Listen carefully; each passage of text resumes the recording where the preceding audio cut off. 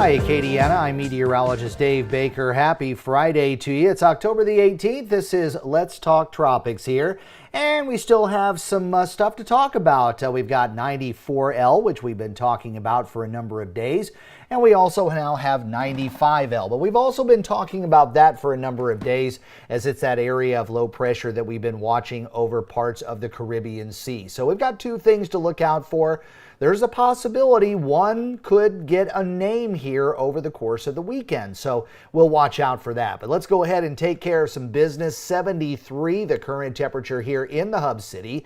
It is a gorgeous day in Acadiana. Once again, we started out nice and cool with lows in the 40s, and right now we're warming up into the low 70s, and we should be in the upper 70s a little bit later on this afternoon, with highs around 79 degrees. And as we look at the skies, everything crystal clear blue, a few high thin cirrus clouds out there. But for the most part, it is going to be an absolutely beautiful day once again. And really, we're setting up for a nice weekend. I know a lot of folks are ready for the Rice Festival that actually kicked off last night. But that's going to be going on in Crowley throughout the weekend. So what a great weather weekend for such a fabulous festival, one of the oldest festivals that we have here in Louisiana. So if you get a chance to go out to the Rice Festival, go check that out in Crowley. Look at the skies. Again, the eastern half of the country dominated by a big ridge of high pressure. And out in the west, we've got more of a low pressure area, at least a trough that's digging here across the four corner states. And that's going to kind of get cut off for the next couple of days. So we're not going to see a big pattern change. So the ridge is going to stay in the east and a low is going to stay in the west. And we're also watching that cloudiness over the western part of the Caribbean down here. And then kind of entering stage right here, just right there on the edge of the screen is where 94L is. And we're going to go over both of those. This is a cold core low pressure system associated with a front that's off the eastern seaboard. So no tropical weather to worry about there. Now there are some issues out in the Gulf waters, and really thought we were going to see a little bit more subsidence with the Gulf waters, with the winds and the seas because of the cold front that came through. But that ridge of high pressure that's over the southeast is so strong. And then you've got low pressure kind of developing over the southern part of the Caribbean Sea. And in between, you've got a fairly tight pressure gradient. So those winds are going to still remain somewhat brisk there over the northern Gulf waters. And we do have a small craft advisory that will go into effect later this afternoon and should stay in effect through Saturday evening. So boaters not going to be looking at too good of a day today or tomorrow. Maybe Sunday will be a little bit better as things start to relax. But look at the skies. Clear skies here on land, but we've got a little bit of stratocumulus cloudiness there drifting westward across the northern part of the Gulf of Mexico. Nothing to worry about there. That's all stable air mass type of cloudiness. Everything that's a little more exciting is there right off the edge of the frame in the western part of the Caribbean. And this is one of those areas that we've been watching for a number of days where we got a bit of a low pressure trough that's out here, had a little more of an upper level low that kind of was spinning up here, and that's moving out of the way. So now this particular area here might have a little bit better chance for some development as it continues to move off toward the west, toward Central America. So if it's going to get to be a tropical depression or a tropical storm and get a name, it's going to have to do it here probably within the next 48 hours. And the Caribbean there also showing that wave of tropical moisture moving towards Central America. But then you see the smaller area of 94L. So 94L is that piece of energy there, and 95L is over here. So 95L just getting that disturbance designation late last night. But 94L is something we've been following, and to tell you the truth, on the satellite imagery, it looks like 94L seems to be a little bit more organized than 95L, but it is going to be passing just to the north of Puerto Rico here over the next day or so, and then some of the models kind of drifted off toward the west. And the rest of the tropical Atlantic is relatively quiet right now, but there's still moisture that's now coming off of the Atlantic coast. And those are some things that we'll just kind of have to watch for the next couple of days. There are a few models that have a wave kind of marching its way off toward the west. Again, something you would see more in the middle part of the hurricane season rather than toward the end. But there is some Saharan dust that's out there that would probably interact with it along with some drier air. But I will say, with a big ridge of high pressure here and another big ridge of high pressure here, generally anything that's moving across the tropics is going to basically go east to west and not really have much of a chance to lift on toward the north. So at this point, the U.S. coastline will not be threatened by either one of these systems. But the National Hurricane Center upping the chance to medium now there over the far western Caribbean, and still a low-end chance for 94L that's going to pass north of Puerto Rico later on today. So let's go ahead and focus in on 94L first, because this is the one that we've been watching for a number of days. And on the visible satellite imagery, even though we're really not seeing a lot of rain over the Virgin Islands or Puerto Rico, you go about 200 miles into the offshore waters and you've got some significant storms and also probably some gustier winds that are coming on. And looking at the position here, you can see it's basically north of the Virgin Islands, but we are seeing some gustier winds over 20 miles per hour there around the center, and you see more of a wind coming in from this direction here, and you got more of a southwesterly or southern wind that's coming in over in these parts here. So again, you've got some low pressure circulation, but it's not real conclusive there as the wind speeds, and really a lot of our hurricane models have kind of dropped off on this as it is forecast to continue to move to the west. Right now, we are not expecting much development out of this, but it might have a chance of becoming a tropical depression. Those winds are already up in the 30 to 35 mile per hour range, but the pressures really haven't dropped a whole lot with 94L. And you'll see 94L and 95L's coordinates kind of rotating back and forth there on the left-hand side of your screen.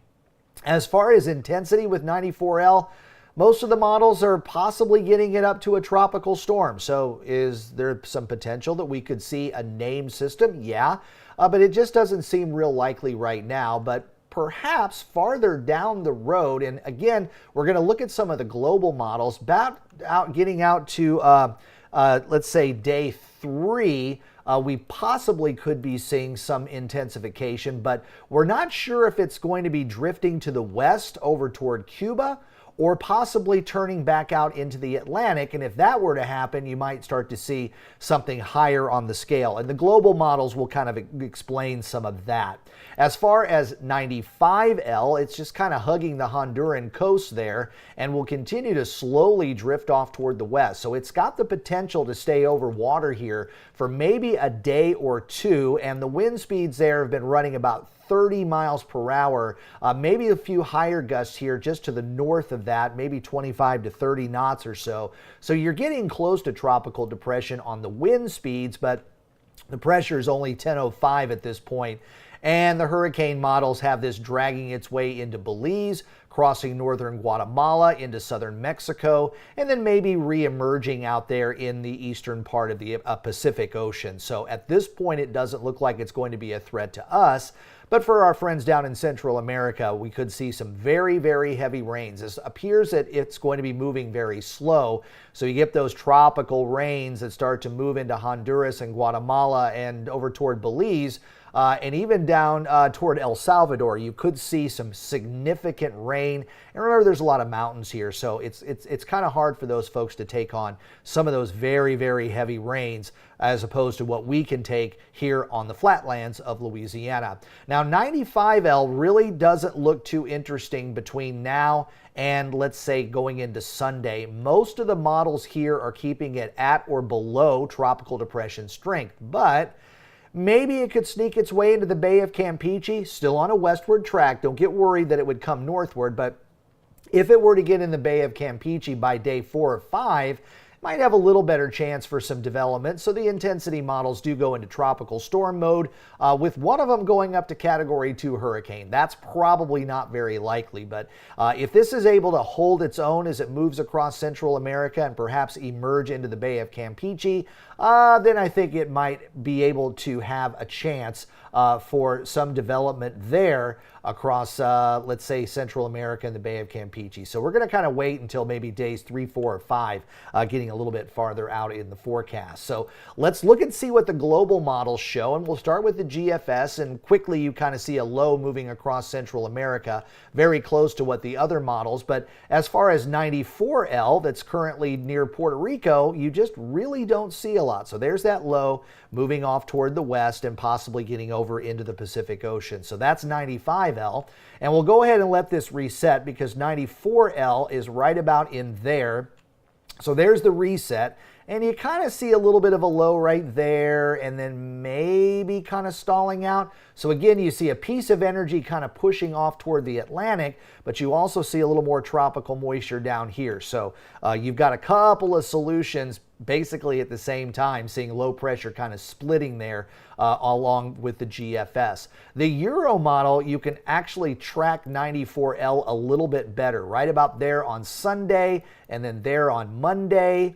And then by Tuesday, it's still kind of hugging the coast of Cuba, and then kind of washing out as it gets over here toward the Yucatan Peninsula. So, and that's going into next Friday. So that is showing at least a little bit more defined low pressure area for what is 94L. Again, that's the piece of energy that's near Puerto Rico right now. When this starts over, you will see that there's a low pressure area here that we've been watching in the Western Caribbean. So here's the beginning of it, and you can see a low drifting westward into Guatemala and Belize, and then continuing on its way out here by the early part of next week. So if it moves out into the Pacific Ocean, it might have a little bit better of a chance on the Pacific side. So that's probably where some of the intensity models are going based on the Euro. Canadian model, again, it is still kind of hard to see 94L. You're seeing a low pressure area there over Central America, but that would actually be what would be 94L. So here's how we track it. We're in the beginning stages, and then it's right there, and then early next week about Tuesday it's there, and then on Wednesday and Thursday it just kind of dissolves there over Central America. So kind of like some of those other computer models that we saw, the Canadian model wants to take the Euro or the 94L in that particular direction over towards Central America. We'll let it reset one more time so we can see what it does with the other low, which is right there. And again, you can see it just kind of drifts its way off into the Gulf of Tehuantepec and then eventually goes out into portions of the Atlantic Ocean. So again, 95L that's currently near Central America will have to get its act together fairly quickly. 94L that's over Puerto Rico, if it can make that westward jog into the northern part of the Caribbean Sea, it might have a better chance for development sometime next week. Icon model is the final global model that we'll look at. Again, it takes that low right there across Central America, and that's again 95L, which is the one that's right there currently, and drifts it off toward the west. So again, I'll let the model kind of reset here. And as we go through the next 7 days, here's the beginning of it right here, and you see that low drifting westward. Saturday it's over land. Sunday it could get near the Bay of Campeche, so possibility of something developing there.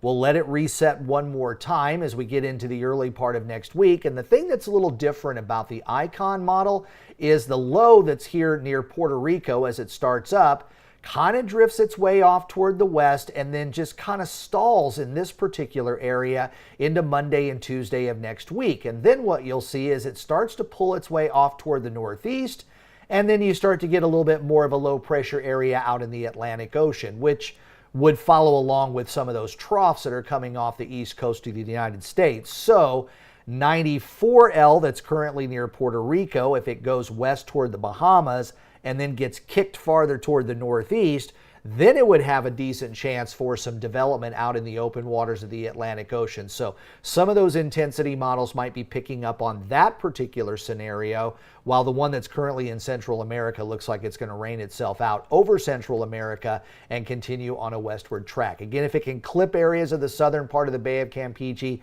you might have some development there. So both of these systems are really going to struggle. They're going to struggle with land interaction, and they're also going to be kind of struggling with some wind shear as well.